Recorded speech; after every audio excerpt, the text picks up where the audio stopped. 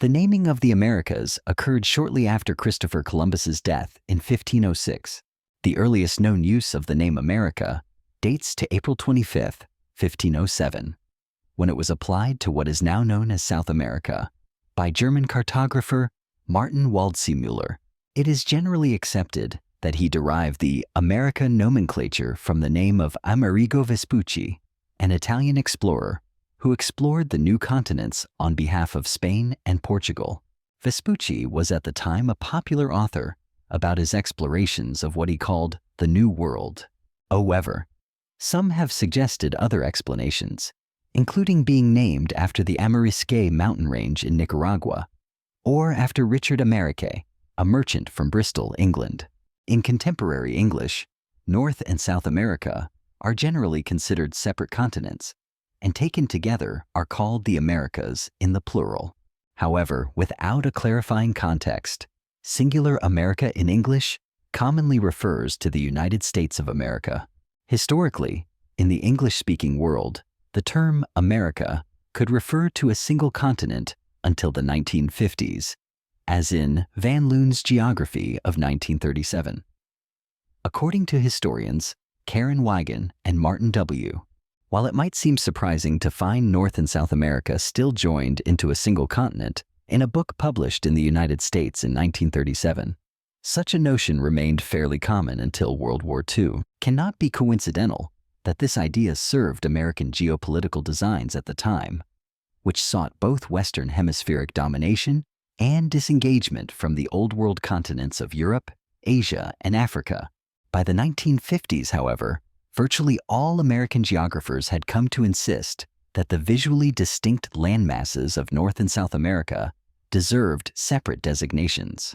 This shift did not seem to happen in most other cultural hemispheres on Earth, such as Romance-speaking, including France, Belgium, Luxembourg, Italy, Portugal, Spain, Romania, Switzerland, Latin America, and the post-colonial Romance-speaking countries of Africa. Germanic, but excluding English-speaking, including Germany, Austria, Switzerland, Belgium, the Netherlands, Luxembourg, Denmark, Norway, Sweden, Iceland, and the Faroe Islands. Citation needed. And elsewhere clarification needed. Where America is still considered a continent, encompassing the North America and South America subcontinents, as well as Central America. The earliest known use of the name America dates to April 25, 1507, when it was applied to what is now known as South America. It appears on a small globe map with 12 time zones, together with the largest wall map made to date, both created by the German cartographer Martin Waldseemüller in Saint-Dié-des-Vosges in France. These were the first maps to show the Americas as a landmass separate from Asia. An accompanying book, Cosmographiae Introductio, anonymous but apparently written by Waldseemüller's collaborator, Matthias Ringmann, states, "I do not see what right anyone would have to object to calling this part, that is, the South American mainland, after Americus, who discovered it, and who is a man of intelligence, Amerigen, that is, the land of Americus, or America, since both Europa and Asia got their names from women." Mercator, on his 1569 map called North America, America or New India, America Sive India Nova. Americus Vespucius was the Latinized version of the Italian explorer Amerigo Vespucci's name, the forename being an old Italianization, compare modern Italian Enrico, of medieval Latin Americus, see Saint Emmerich of Hungary, from the Old High German name Emmerich, which may have been a merger of several Germanic names, Amalric, Ermanaric, and Old High German Heimeric, from Proto-Germanic Amala, vigor, bravery, Ermuna, great whole, or Haima, home, plus Reek, ruler. Compare Heimarix. Amerigo Vespucci, March 9th, 1454, February 22nd, 1512, was an Italian explorer, financier, navigator, and cartographer, who may have been the first to assert that the West Indies and corresponding mainland were not part of Asia's eastern outskirts as initially conjectured from Columbus's voyages, but instead constituted an entirely separate landmass hitherto unknown to the Europeans. Vespucci was apparently unaware of the use of his name to refer to the new landmass, as Waldseemüller's maps did not reach Spain until a few years after his death. Ringman may have been misled into crediting Vespucci by the widely published Soderini letter, a sensationalized version of one of Vespucci's actual letters reporting on the mapping of the South American coast, which glamorized his discoveries and implied that he had recognized that South America was a continent separate from Asia. Spain officially refused to accept the name America for 2 centuries, saying that Columbus should get credit, and Waldseemüller's later maps, after Ringman's death, did not include it. In 1513, he labeled it Terra Incognita, with a note about Columbus's discovery of the land. Following Waldseemüller, the Swiss scholar Heinrich Glerian included the name America in a 1528 work of geography published in Basel. There, 4 years later, the German scholar Simon Grenäus published a map, which Hans Holbein and Sebastian Münster, who had made sketches of Waldseemüller's 1507 map, contributed to.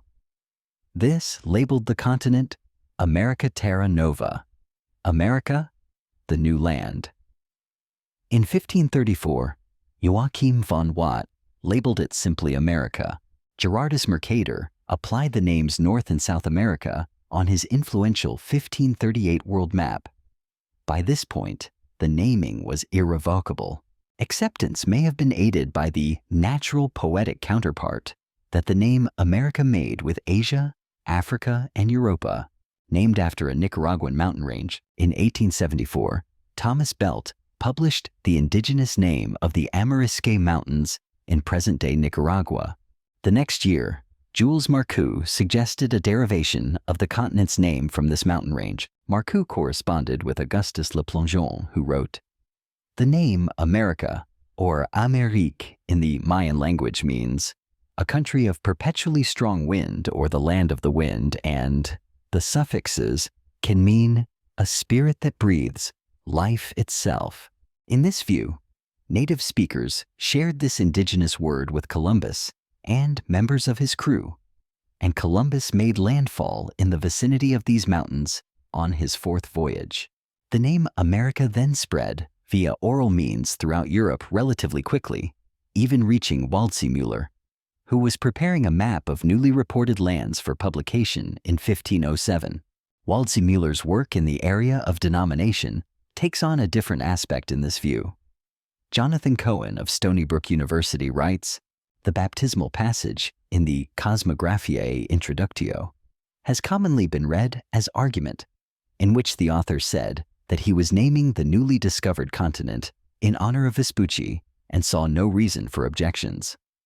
But as etymologist Joy Ria has suggested, it could also be read as an explanation, in which he indicates that he has heard the New World was called America, and the only explanation lay in Vespucci's name. Among the reasons which proponents give in adopting this theory include the recognition of, in Cohen's words, the simple fact that place names usually originate informally, in the spoken word, and first circulate that way, not in the printed word, for. In addition, Waldseemüller not only is exonerated from the charge of having arrogated to himself the privilege of naming lands, which privilege was reserved to monarchs and explorers, but also is freed from the charge of violating the long-established and virtually inviolable ancient European tradition of using only the first name of royal individuals as opposed to the last name of commoners, such as Vespucci. In bestowing names to lands, Bristol antiquarian Alfred Hudd suggested in 1908 that the name was derived from the surname Amerique, or Ap Merrick, and was used on early British maps that have since been lost. Richard Ap Merrick, anglicized to Richard Amerique, was a wealthy Anglo-Welsh merchant, royal customs officer, and sheriff of Bristol. According to some writers, he was the principal owner of the Matthew. The ship sailed by John Cabot during his voyage of exploration to North America in 1497. The idea that Richard Amerike was a principal supporter of Cabot has gained popular currency in the 21st century. There is no evidence to support this. Similarly, and contrary to a recent tradition that names Amerike as principal owner and main funder of the Matthew, Cabot's ship of 1497, the academic inquiry does not connect Amerike with the ship.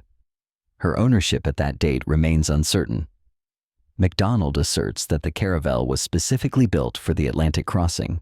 Hudd proposed his theory in a paper which was read at the 21st May 1908 meeting of the Clifton Antiquarian Club, and which appeared in Volume 7 of the club's proceedings.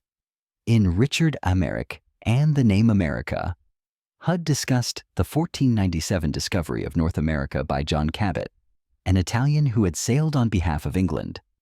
Upon his return to England after his first, 1497, and second, 1498 to 1499 voyages, Cabot received 2 pension payments from Henry VII. Of the 2 customs officials at the port of Bristol who were responsible for delivering the money to Cabot, the more senior was Richard Amerike, High Sheriff of Bristol in 1503.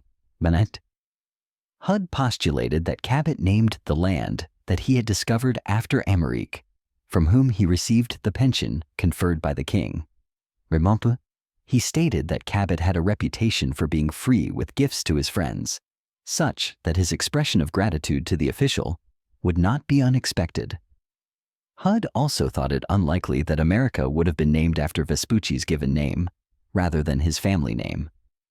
Hudd used a quote from a late 15th century manuscript, a calendar of Bristol events, the original of which had been lost in an 1860 Bristol fire, that indicated the name America was already known in Bristol in 1497. This year, 1497, on St. John the Baptist's Day, June 24th, the land of America was found by the merchants of Bristow, in a ship of Bristow called the Matthew, the which said ship departed from the port of Bristow the 2nd of May, and came home again the 6th August following. Hudd reasoned that the scholars of the 1507 Cosmographiae Introductio, unfamiliar with Richard Amerike, assumed that the name America, which he claimed had been in use for 10 years, was based on Amerigo Vespucci, and therefore mistakenly transferred the honor from Amerike to Vespucci. While Hudd's speculation has found support from some authors, there is no strong evidence to substantiate his theory that Cabot named America after Richard Amerike. Moreover, because Amerike's coat of arms was similar to the flag later adopted by the independent United States, a legend grew that the North American continent had been named for him rather than for Amerigo Vespucci. It is not widely accepted. The origin is usually attributed to the flag of the British East India Company. Native naming of the continent. See also Turtle Island. In 1977, the World Council of Indigenous Peoples, Consejo Mundial de Pueblos Indígenas, proposed using the term Abya Yala instead of America when referring to the continent. There are also names in other indigenous languages, such as Ixachitlan and Runa Pacha.